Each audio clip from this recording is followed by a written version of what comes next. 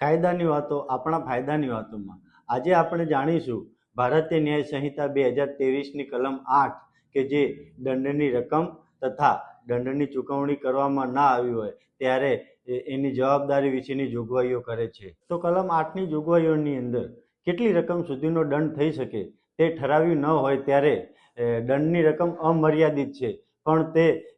વધુ પડતી હોવી જોઈએ નહીં। એવા ગુનાના દરેક કેસની અંદર કે જેમાં ગુનેગારને કેદ સાથે અથવા તો કેદ વગર દંડની સજા થઈ હોય તેવા કેદની શિક્ષાને પાત્ર હોય અને જેમાં ગુનેગારને દંડની સજા થઈ હોય તેવા કેદની અથવા દંડની અથવા તો ફક્ત દંડની શિક્ષાને પાત્ર હોય તેવા ગુનેગાર દંડ ન ભરે તો અમુક મુદત સુધીની ચોક્કસ કેદ ભોગવવાની એ પ્રમાણે સજાના હુકમમાં ફરમાવવાની તે ગુનેગારને સજા કરનારા ન્યાયાલયને સત્તા રહેશે। ત્રીજી જોગવાઈમાં કોઈ ગુનો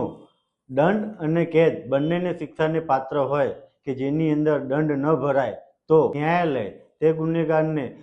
કેદમાં રાખવાનું ફરમાવે તે મુદતના તે ગુના માટે વધુમાં વધુ મુદતના 1/4 કરતાં વધુ હોવી જોઈએ નહીં। દંડ ન ભરે કે સામુદાયિક સેવા કરવામાં કસૂર કરે તો જે કેદ ભોગવવા માટે ન્યાયાલય હુકમ કરે તે કેદ તે ગુના માટે તેવા ગુનેગારને જે પ્રકારની કોઈ પણ કેદની સજાનો હુકમ થઈ શકે તેવા કોઈ પણ પ્રકારની કેદ હોઈ શકે। દંડની અથવા તો સામુદાયિક સેવાને શિક્ષાને પાત્ર હોય ત્યારે દંડ ન ભરે અથવા સામુદાયિક સેવા કરવામાં કસૂર કરે તો ન્યાયાલય જે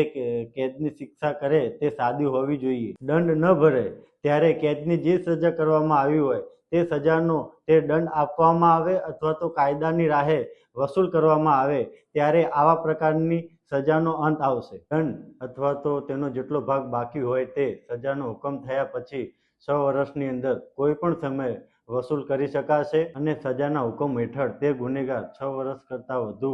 કેદની પાત્ર થતો હોય તો તે મુદત પૂરી થતા પહેલા કોઈ પણ સમયે વસૂલ કરી શકાશે અને ગુનેગારના મૃત્યુ પછી કાયદેસર રીતે તેનું દેવું